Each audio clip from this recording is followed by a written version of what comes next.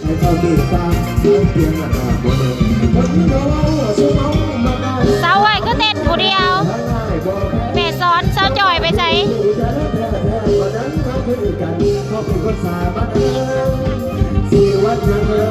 โอ้ยหนาวน้ำเยอะเลยเด้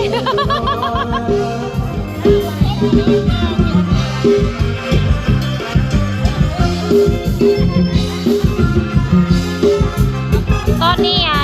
ล่ำเรื่องกำลังล่ำแล้วพี่น้องแต่ว่าเทิงล่ำแล้วก็มีร้องน้ำเด้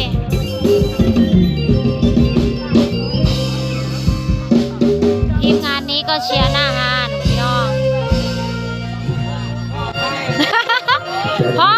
พอล่ำเรื่องบัดเสามาหากันเล่นแต่เพลงเดียวบัดเสาเขามาอีกเลยเกิดพลอดจริงบอกกล้าเต้นและนอกก็เจ้าหลดดอนเบิ่งล่ำเรื่องเขาปฏิไปเต้นบอกกล้าเต้นได้เอามองมาดึงเราพูสักและสายลงมาสอนพัดเสียงกระใจในตอนนี้โอ้ยหนาวเลยพี่น้องเลยเวทีน้องใส่แจงไฟสีแสงมันสาดแสงแนมเด็กบนทีน้องนี่มันหุ่มลองอ้างเวลาเขาพี่แสนที่ใจตลอดแม่พ่ออันนี้สาวๆหางเครื่องแดนเซอร์น้องนางหางเครื่องนะคะพี่น้องจะเป็นน้องของงานในหัวงานศรัทธาเจ้าละมาจิปากกินเขาอาดีมีหลายอย่างบ่อยทางเพิ่งเกี่ยวไปตั้งแต่แล้วและส่งมาน้องมาอัดแม่สับทางเป็นเรื่องมุ่นนี่บ่เรื่องมุ่นบ่เรื่องพุ่นยายเอ้ยได้ยังไงผู้บ่าวนะไปจ้าเลยลาทั้งมุนาดีใจด้วยความอำนวยทุกผาสูงเสียหักแล้วมันนักมันใหญ่มาสิไว้โอ้มันเด้งก็เลยก็ออกใหม่แหละคนเดียวกันเท้ามา20,000เนาะเจ้าว่าไปแล้ว20,000เนาะเขาจะมานอนเบิ่งล่ำเรื่องพี่น้องกองอยู่บ้านนี่อากาศแบบหนาวให้คุณไปขอที่ไหนครับแสนอยู่บ่ค่ะป้ามันนี่ว่าไหนยายดาวอยู่ไสยายดาวอยู่ไสยังบ่ได้แล้วอยู่เวียงเลยตากแบตอยู่สูง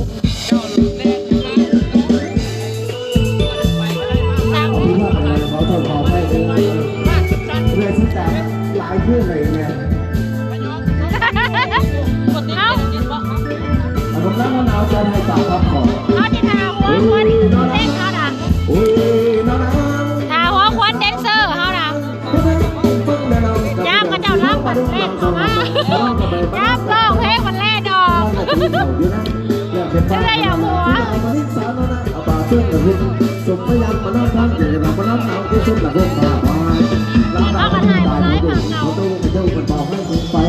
มนต์ต้องสุดนะเบาเขาไม่สู้เราสู้ซ้อมเราเก่งหายทุกนิดทุกสุดแต่ก็จบเลยเบาก็พระเจ้ามาเราเด็กมานั่งแต่เป็นน้ำหนาวเราบังเกิดกันตายที่นั่นยังหันหน้าฝ่าใหม่หนาวใจมาแล้วสู่ผมสู้มานี่นะพี่ใจของเราเขาพี่สาวที่ใจก็ดูไว้เลยตั้งใจจะหมายบอกเขากูก็ไม่พูดจะได้แต่ใจบาดทางเงินทางที่เลยจะตัวเด้อตะบนตัวสุกก็ได้แต่เมื่อจอย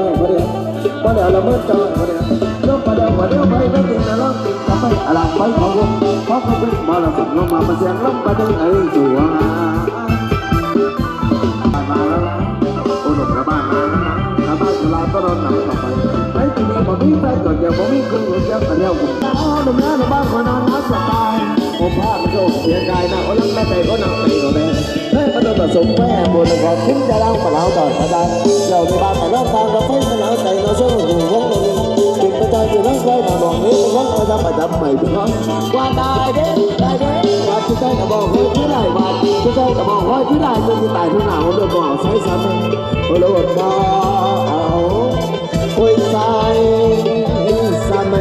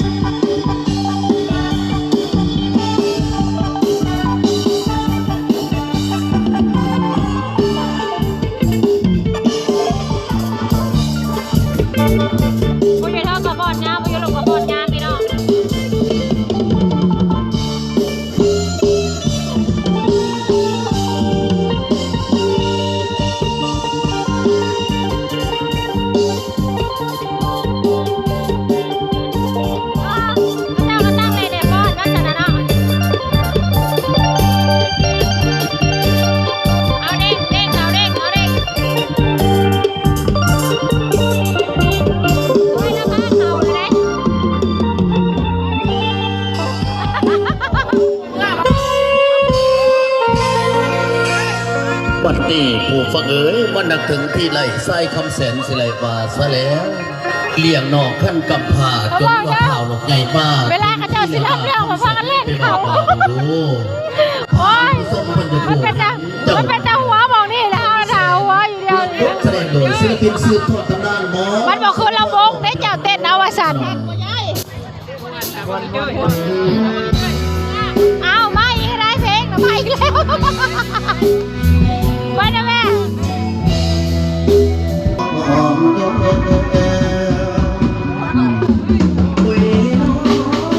ให้ดูตัวหน่อยแน่คนผู้เป็นน้องผู้เป็นสิทนได้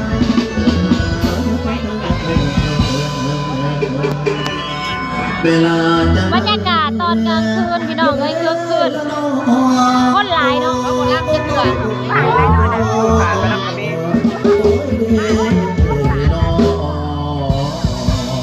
อะไรเนี่ยเต้นมานาเต้นเฮ้ย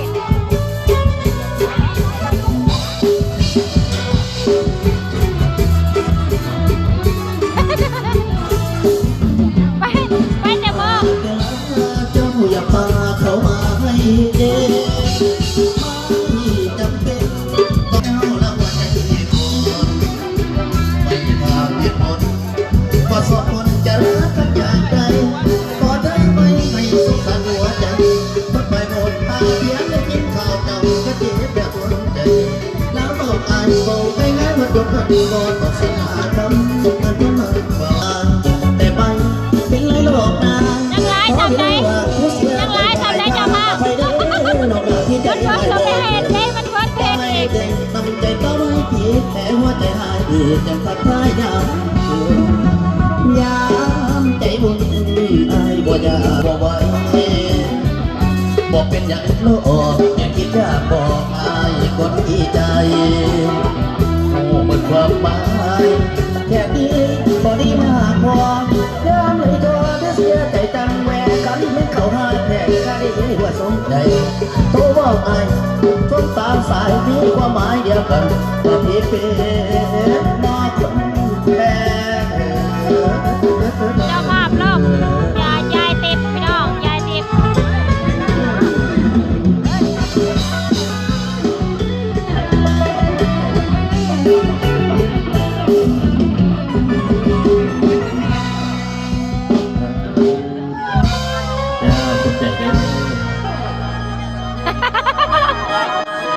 เงาออกมาอีกเลยเวลาปฏิลัมเรื่องเงาออกมาอีกเลย โอ้ยได้เจ๊เนาะกำลังม่วนวันที่ล่ำเรื่องมันเงาออกมาอีกเลย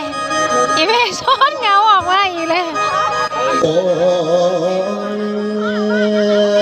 โอ้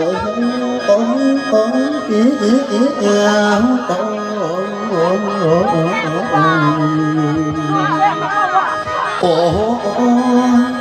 แล้วว่าเดือนนี้เหลือพันว่าเดือนน้องสามคงโอ้หัวลูกบอยมันหนาวดวงไว้นอนนะ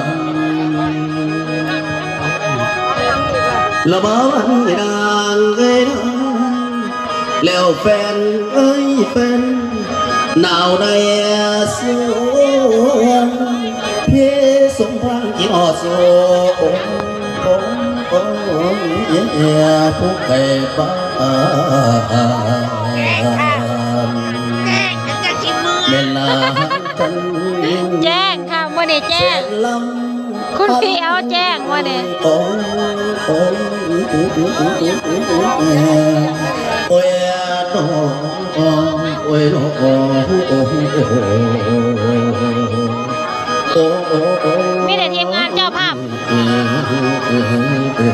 เขาหนาวเลยเริ่มหนาวเลย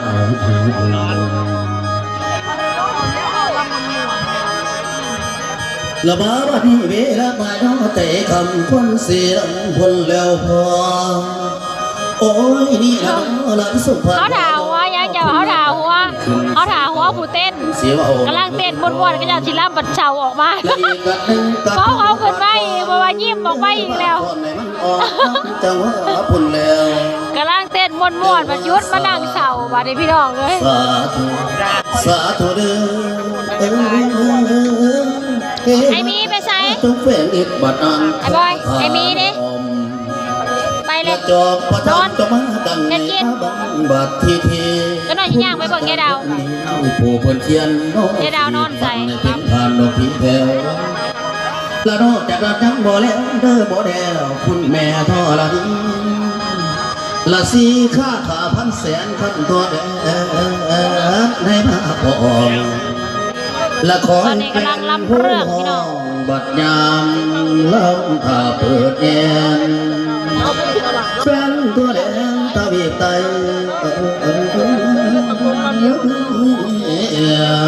เขาแม่นซึ้งบ้านเด้อแฟนเด้อ คนกับลายได้พี่น้องเลยเขาจะเอามักลำเลือกเดินกับกว้างเขาบอกว่าหนาแล้วตัดกกใหม่ออกหมดได้ดีมาเนี่ยสามซียู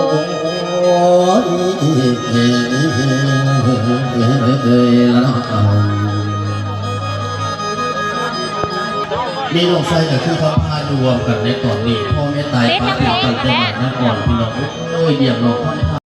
ดีน้องคำใจบาลีตะลุกต่อหานจะมีจากคนแอบดูแอบเป็นโตเป็นต้นเรียกให้มันเป็นผมมันอยากเป็นเทวดากำลังขับออกไปหน้ากำลังขับออกไปหน้ามันก็โอ้สามันจะน่าอยากกลัวตอนไหนมีแต่วัดชวนมามุกินเราว่าชวนจับเข้าให้กับบ่ฟังเอามาแล้วทำมาแต่คนนะโอ้จังแม่งไฟซักมันเอาหน้าเอาชาบอกสอนมันก็เกลียดจำน้ำว่าพิษมัน